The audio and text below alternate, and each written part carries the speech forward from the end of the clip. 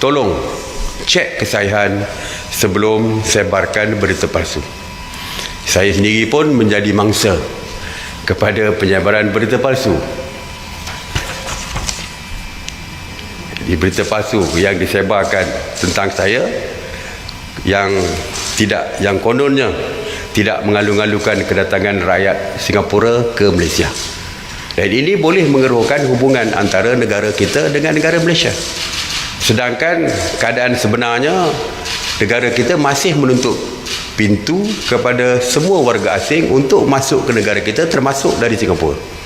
Jadi kononnya kalau nak datang setakat nak isi petrol, cuci kereta, dinner dan sebagainya, tak payahlah, tak payah datanglah. Jadi ini satu berita yang sangat jahat.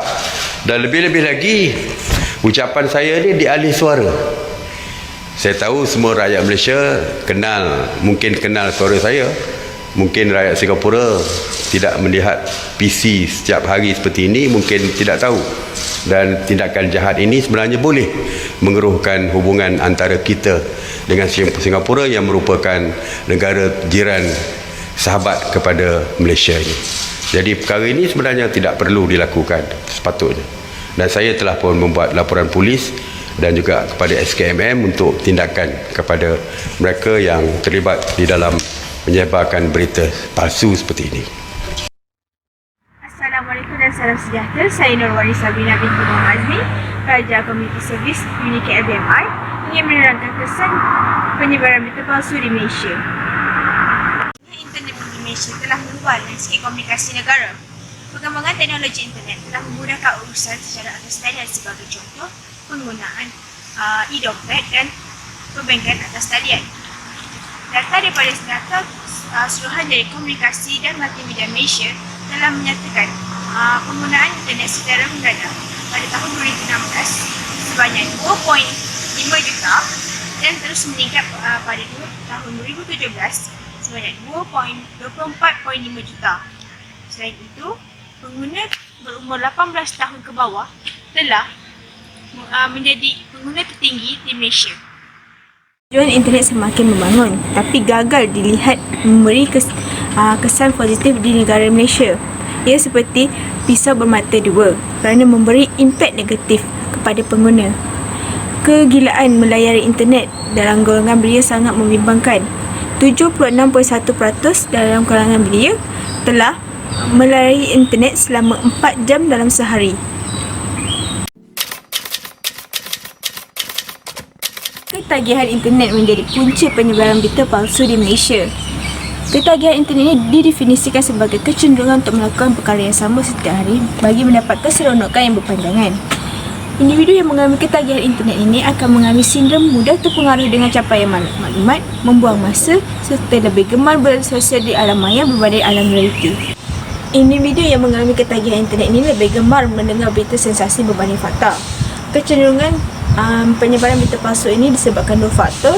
Yang pertama, mencari kepuasan diri sendiri, dan kedua adalah mencapai matlamat persekitaran. Bagi mencapai matlamat persekitaran ini, digambarkan penyebaran berita palsu bagi memburukkan sesuatu pihak seperti memfitnah. Usaha mencegah penyebaran berita palsu ini perlu dipertingkatkan agar dapat menjaga kedaulatan negara.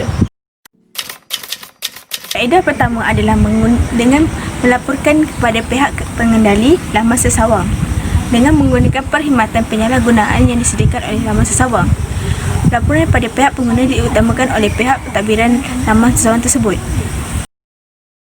Klik pada profil Facebook, kemudian klik pada report Instagram. Anda boleh klik 3 titik bertindih pada gambar, kemudian klik report. Kemudian anda perlu memilih jenis report yang anda ingin lakukan dan kemudian hantar kepada pentadbir Instagram. Bagi komen di Instagram, anda boleh klik pada komen, kemudian report dan memilih jenis report yang ditetapkan dan hantar kepada pentadbir Instagram.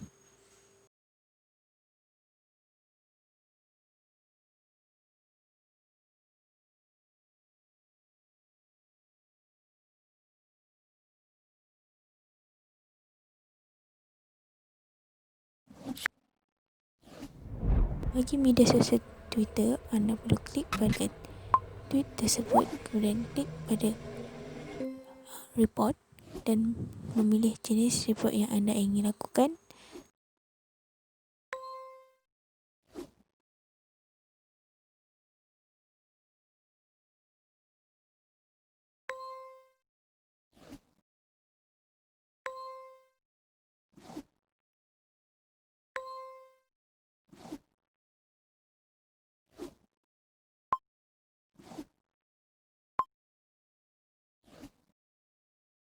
Serta hantar kepada pihak pentadbir Twitter.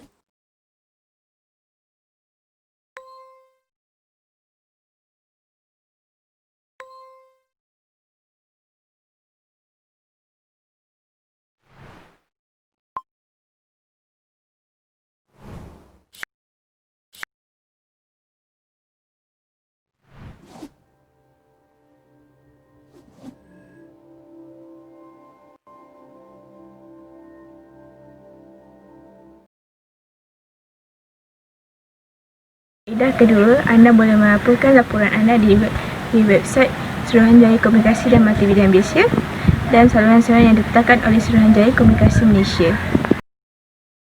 Kaedah ketiga, anda boleh melaporkan kepada pihak berkuasa seperti PDRM, Kabinet KK, BNM dan agensi penguatkuasa yang lain.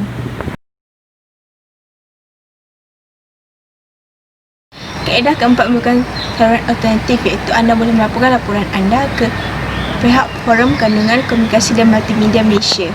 Langkah untuk mengelakkan penyebaran berita palsu. Yang pertama, jangan mudah terpengaruh. Sentiasa memeriksa kesahihan. Yang ketiga, pastikan maklumat adalah benar. Yang keempat, sentiasa memeriksa alamat pengirim. Yang kelima, bukan semua maklumat di internet adalah benar. Dan yang keenam, jika tidak pasti, jangan kongsi.